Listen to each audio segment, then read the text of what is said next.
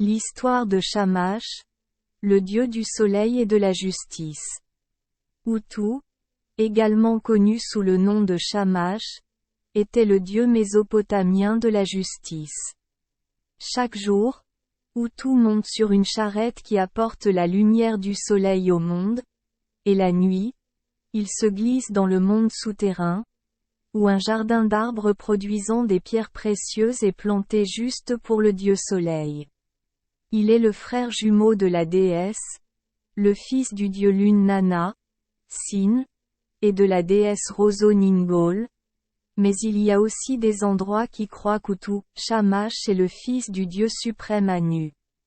Utu avait une femme, la déesse de la fertilité Sherida, et avait 2 enfants, Kitu, vérité, et Misharu, justice.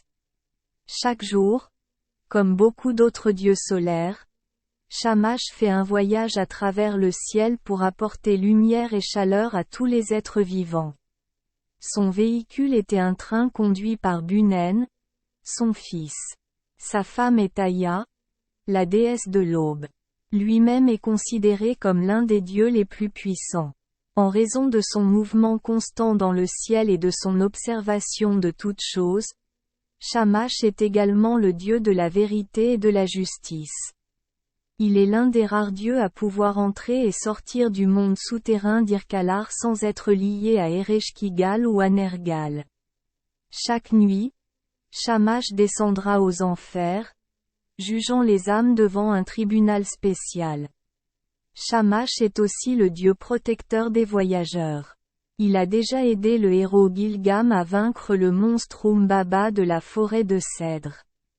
De toutes les anecdotes dramatiques sur les dieux mésopotamiens, Utu est certainement le dieu le plus noble et le plus saint. Utu est complètement dépourvu de méchanceté ou d'intrigue, semblant toujours aider les humains et les dieux, en d'autres termes, dans un rôle de soutien.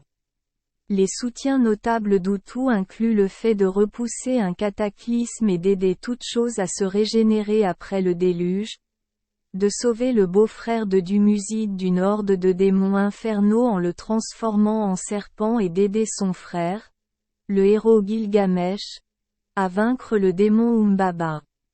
Au cours de cette bataille, Utu envoya une tempête pour aveugler Umbaba, aidant Gilgamesh à reprendre le dessus et à détruire le diable.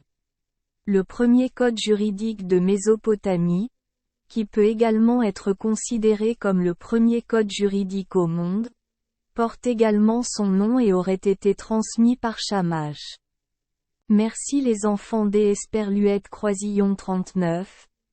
Avoir écouté des contes de fées au jour Esperluette Croisillon 39.